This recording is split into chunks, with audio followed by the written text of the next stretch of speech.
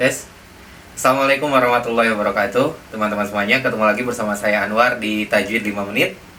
Terima kasih sudah bergabung lagi di channel ini. Dan mudah-mudahan channel ini masih bisa menyediakan beberapa informasi yang bermanfaat buat teman-teman semuanya.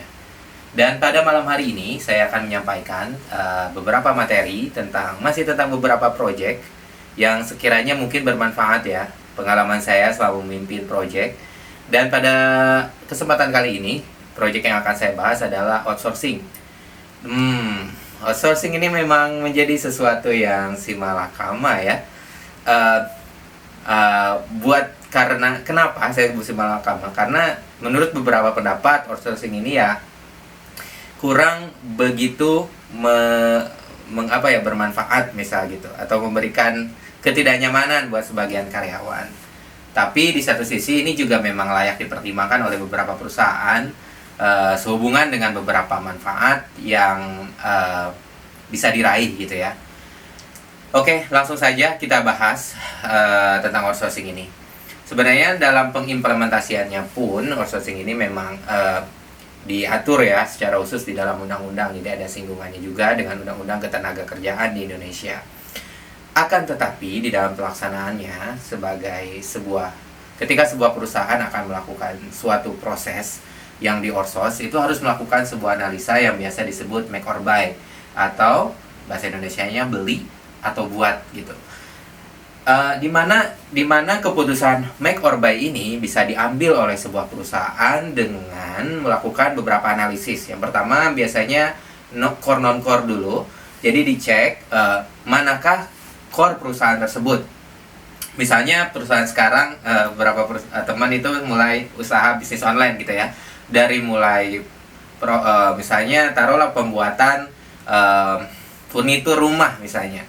Nah, dicek dulu nih mana yang jadi core-nya. Apakah dari mulai proses awal, dari mulai misalnya pembelian bahan baku, lalu proses pembuatan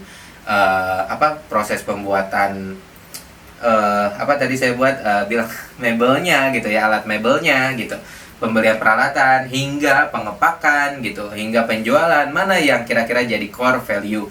Dianggap core value karena dia memberikan manfaat yang sangat besar dengan effort yang memang di sana spesifikasinya. Berarti semakin tinggi keahlian kita di dalam manajemen proses kita, dan semakin besar value bagi perusahaan, maka itu layak dipertimbangkan sebagai core perusahaan. Sedangkan kalau misalnya ada beberapa proses yang dirasa, oh ini merugikan nih, atau misalnya manfaatnya kurang baik nih, tapi memang harus dilakukan, nah itu berarti proses non-core.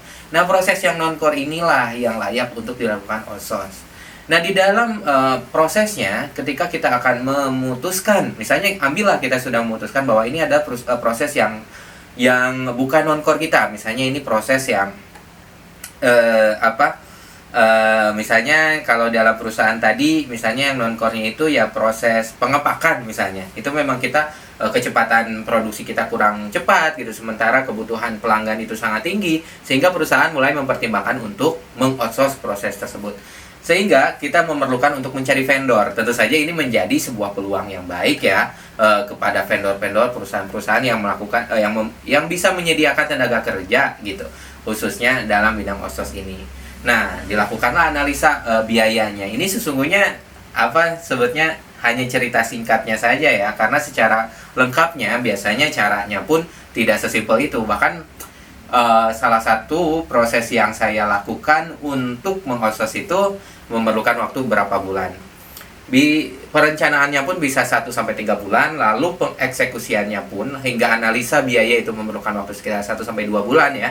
Karena kan ada beberapa lead time yang harus dilakukan, seperti mencari vendor gitu, lalu menganalisa kapasitas vendor tersebut, apakah memang layak untuk kita jadikan vendor atau tidak gitu. Lalu kita lakukan audit, misalnya audit keselamatan, audit kualitas kerja, audit harga juga pastinya gitu. Sampai kita kalau misalnya kita mendapatkan gain dengan vendor yang mau terbuka dengan baik dengan kita, kerjasama bisnis yang baik dengan kita, kita bisa melakukan cost analysis terhadap vendor kita. Misalnya, oh kamu memberikan harga 10.000 per packing, boleh nggak kita cari rinciannya, misalnya biaya materialnya berapa, lalu misalnya biaya transportasinya berapa, lalu kita melakukan negosiasi per struktur biaya yang diberikan gitu. Nah, terkait biaya pasti teman-teman juga udah pernah mempelajari ya, karena biaya itu ya anggaplah yang paling dasar ada biaya direct, ada biaya indirect, ada biaya material gitu ya, lalu ada biaya overhead, sehingga lalu ditemukannya COGS atau cost of goods sold gitu ya. Jadi biaya yang dibutuhkan untuk suatu barang yang kita jual tersebut. Nah, itulah setelah singkatnya kita menemukan supplier yang tepat gitu, barulah kita melakukan analisa apa sebutnya tuh change manajemennya, manajemen perubahannya dari yang tadinya in-house gitu. Lalu kita harus mencari seperti solusi, misalnya ini tenaga kerjanya mau dipindahkan ke area mana gitu. Lalu ada area mana, misalnya berarti kita bisa menambah kapasitas di produksi sehingga pengepakan ini bisa kita lakukan secara outsource. Nah, seperti itu. Ataupun strategi-strategi lain juga harus dipertimbangkan. Baik, tantangan itu manfaatnya tadi ya. Manfaatnya pastinya kita perusahaan bisa lebih fokus kepada yang core dan meng-outsource proses-proses yang memang dia bukan core-nya perusahaan kita.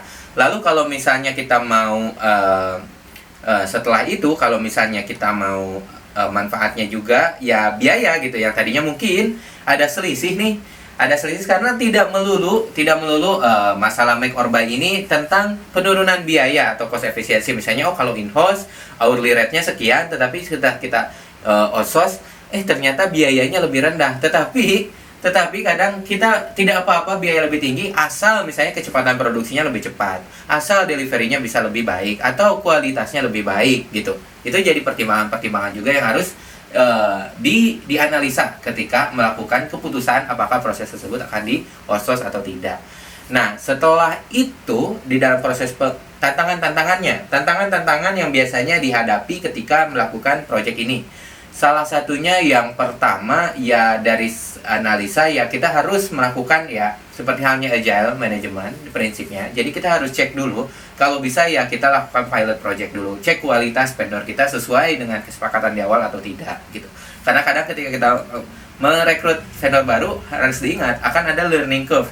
Kadang kita harus mengorbankan ya kualitas yang menurun, produktivitas yang menurun, dan di sanalah fungsi monitoring harus terus dikembangkan ya. Tidak melulu mudah. Ya, kadang ada beberapa tantangan yang saya hadapi, misalnya ternyata vendornya secara kualitas baik, tetapi secara manajemen ordernya kurang baik. Bahkan dari mulai pembuatan PO sampai invoice itu dicek tuh seberapa panjang lead time-nya. Jangan-jangan vendor kita tidak paham dengan pajak misalnya, sehingga justru proses pengurusan pajak ini menjadi lama. Atau misalnya ada perizinan tertentu misalnya yang belum dimiliki, atau sertifikasi operatornya yang belum benar punya misalnya. Itu jangan sampai jadi kita saving misalnya di satu sisi, tapi kita ada temuan nih dari segi ISO misalnya, atau dari segi legalitas gitu ya.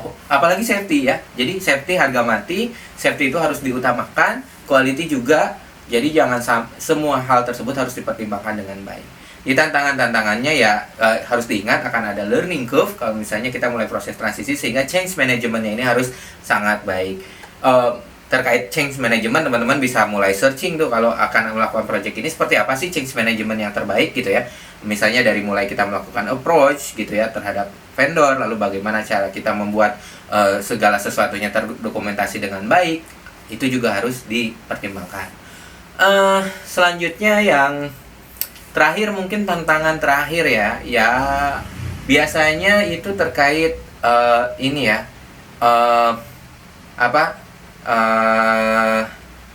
keputusan gitu. Karena kadang keputusan seperti ini, apalagi kalau misalnya perusahaannya besar gitu, ya ini tidak bisa diambil sangat cepat gitu.